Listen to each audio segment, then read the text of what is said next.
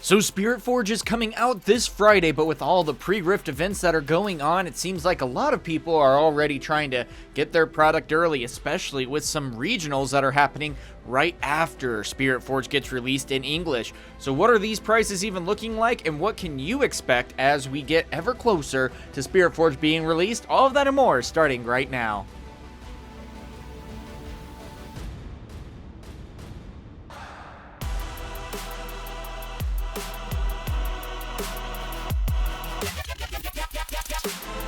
So yeah, this is going to be a really fun market watch today, especially as we get ever closer to Spiritforged. And before we get started on the said market watch, we are going to be opening a Spiritforged English that we are going to be opening on stream today. That's going to be February 9th or February 8th at 6 p.m. Eastern. So be sure to join us on that. That's going to be on Twitch and YouTube alike. We are able to get a box, and now we are going to be opening it on stream and seeing what the pools were. So yeah, it's going to be a lot of fun, and hope to see you there. And then the video, of course, is going to be released on the 9th. So yeah, I gotta say, first and foremost, if you guys haven't played a pre-Rift event, I strongly recommend that you go and try it if it is able or in your area for you to be able to try. We've had a lot of events going on. I did 3 over the weekend, and it was just an absolute blast, and I think it is one of the most fun formats of this game, and can't wait until the next one. Now, with that, it's just a fun experience because the 5 packs, building a deck, even giving you your structure deck or your little 15-card deck is a lot of fun and gives you that little bit of versatility where if you don't want to necessarily build with it, you don't have to. But still, they at least give you some of the tools to encourage you to. And so I really like how they were able to do that. And also just a lot of people having their hits be known. That was really cool because we all were, celebrating each other, having their hits made and things like that. And then on the flip side, when we actually got to test out our decks, it was a lot of fun and a great way for a community to come together and just enjoy the card game in a new sense. Also, just got to say, mixing your legends, an absolute blast, to where you can have I played Sivir with a Lucian as the champion. And so it's like, cool, I get to make gold, and then Lucian has Weapon Master, and that was with me pulling Jax from my pre-Rift pack. So it's like, okay, cool, that's just a really fun experience for all of us, and I gotta say, it's just a blast. Now, with that, though, all of that pre-Rift stuff is starting to make its way onto the market early. Now, why? Well, because people can. And there's a lot of hype on people wanting to get cards early. And so if someone pulls a good signature, then they're like, I want it, I need it, kind of thing. So it's like, yeah, I get that. But I don't want you to be worried about the hype or worried about pre-sale prices especially, because they very well are going to be coming down, at least for the most part. There are going to be maybe a few exceptions, such as Purple Ezreal, that's a given, but and like signature spells and alt arts, that's a given there. But still, even outside of that, there's a lot here that is going to be coming down in price. And then again, I do still think that we might have that little bit of a shortage of product, and then another wave is going to hit and we'll go right back to normal. I do think it is going to be a lot shorter than Origins and not nearly as extreme. So we'll see. But also, I've been getting a lot of comments. I've been talking to some friends that are in Germany and Norway and things like that. And they kind of are struggling with the amount of product that they're getting. And that really sucks because we also have the regionals in Italy. So I hope everyone who at least wants to play the game has the ability to get the product. Because, yeah, that's just really tough. And again, it is still a brand new game. There is usually a little bit of a difficulty meeting the allocation demands, and to be able to do so, it usually takes until around set 3 or 4, but still, even right now in set 2, they've already been able to ramp up a lot more than what I was expecting, so that's pretty good there. And outside of that, I'm just really excited to see where the rest of this is going to go. So, where is the rest of this going to go? Well, I'm glad you asked. Now, the biggest thing here that I want to bring up with you guys is going to be, well, the prices. Now, of course, this is over the last 7 days, and a lot of these are going to be brand new. Now, what's interesting here is that we actually had a lot of the alt arts went insane. The champions, especially the signature cards, had a significant climb for Origins. And that's something that I didn't necessarily see coming. But again, especially as we're getting to the tail end of Origins, now that we're going to be moving into Spiritforged, there's just going to be less and less Origins that are out there, especially because people don't necessarily need it anymore.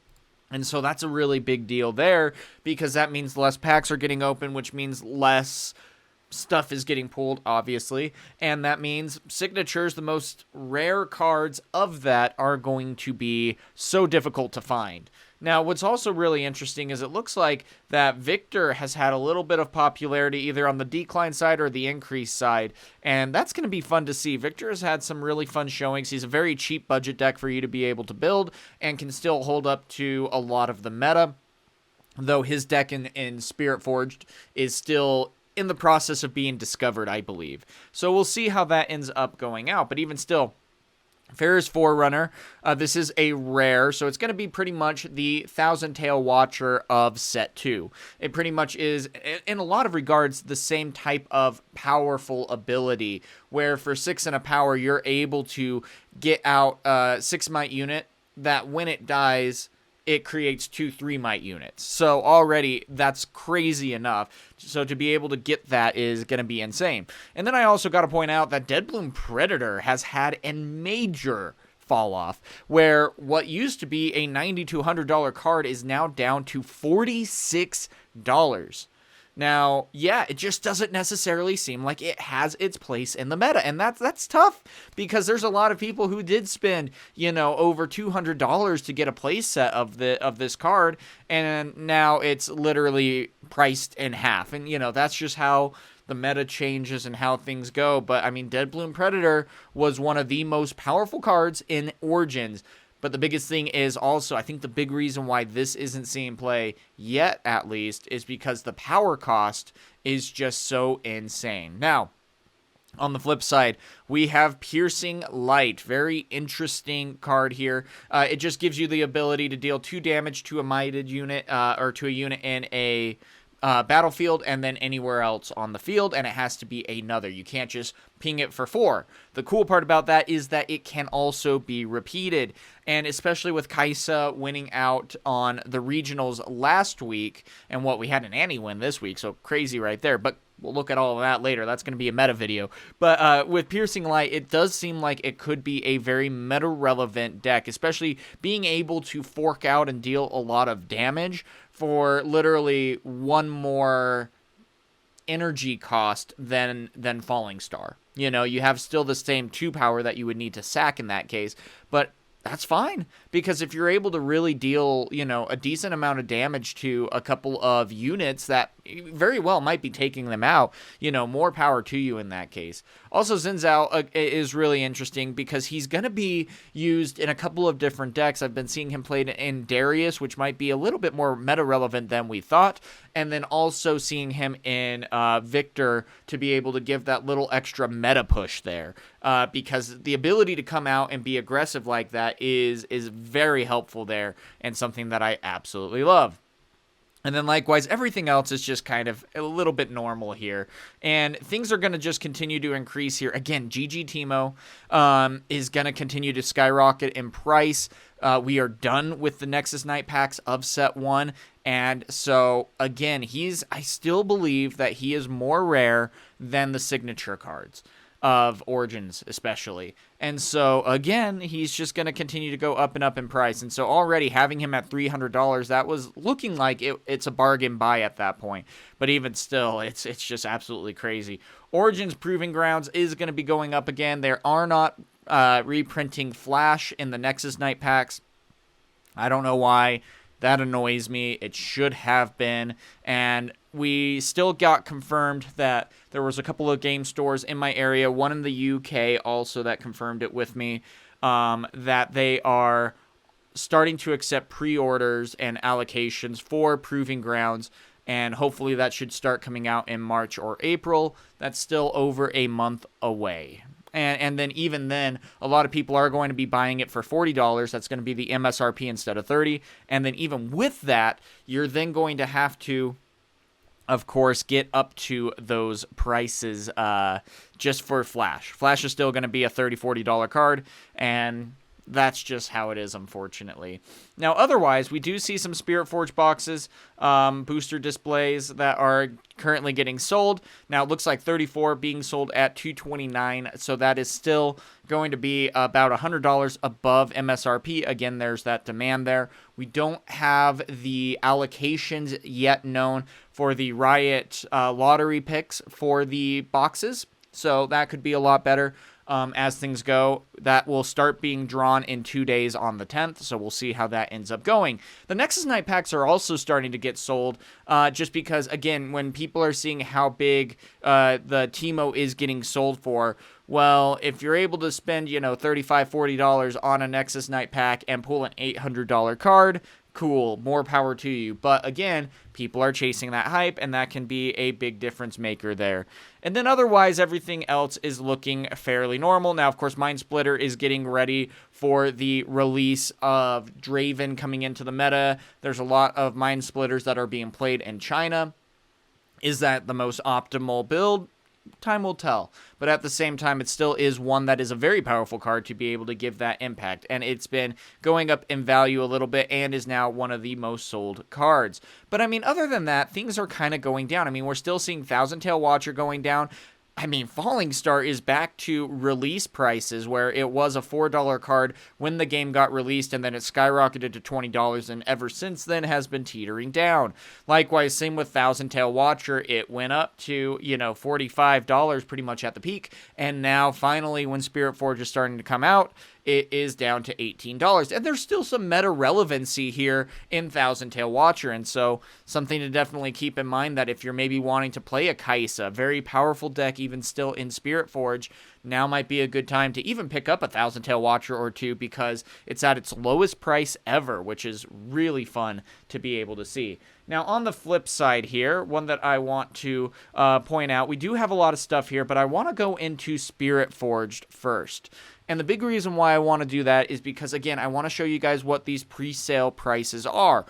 They are still going to be coming down, coming up, or, fluctuating a lot, but there are still going to be those chase cards. First and foremost, Spinning Axe is going to be one of the most sought-after cards. Draven is having one of the best conversion rates in China, and so rightfully so. Spinning Axe is going to be his signature. You're generally running 3, so it's going to be one of the big chase cards. It's going to be almost a Dead Bloom Predator or an Ezreal here at this point.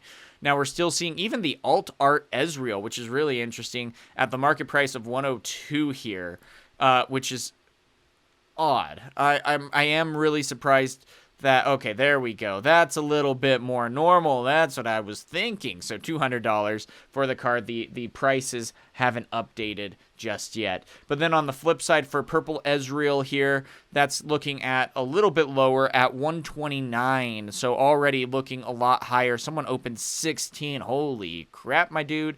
How? Why and how? I just want to know.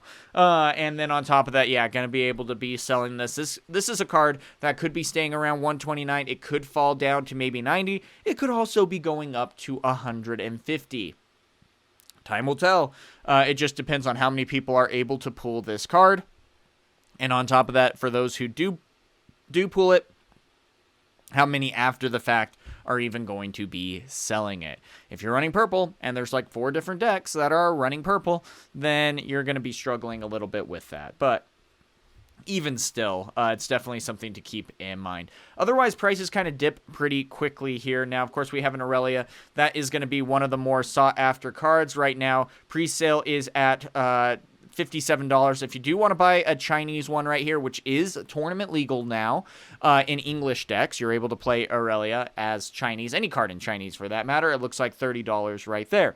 Again, time could tell that when this game comes out, Aurelia could really be falling down to the $20 price, $25 price, and then the Chinese one goes down to about $15. Just depends on how the market fluctuates, and we'll keep an eye on that as things continue to progress. And so, again, though, it's going to be interesting to see how everything continues to change in these coming weeks, and we are going to be watching this each and every step of the way. Now, Switcheroo going at $45 again. definitely going to be coming down. It's a powerful card, but it definitely is not one worth $45. Ezreal's signature spell, I did end up pulling one over the weekend. Looks like it is going around $26. Again, these are good prices to see because, again, they should only be coming down at this point. Fizz is one that I absolutely love. He's one of my favorite cards of Spiritforged, going in at $10 in the China market, and then down to about $20 here in the English. So again, just really interesting things to be able to see here. And I gotta say, I am a big fan of what a lot of these prices are at least looking like. Again, we're going to be seeing a lot of these chase cards because that's what we're initially looking at are the ones that are going to be meta relevant here. They're going to be falling in price a little bit more. And so we'll be keeping that in mind as things continue to go. You know, like Counter-Strike, even though Jax did get a top 8 finish, great job to the player who was able to do that, his signature spell could very well be down to $10. It depends on how he did also in the last China regionals. People do love chasing the hype. That's just how it is. Now, likewise, other than that, everything else is going to continue to come down in price. I'm not necessarily worried about, I mean, Jax Unrelenting is really good. I did pull one of Karina here. Really fun card to be able to utilize.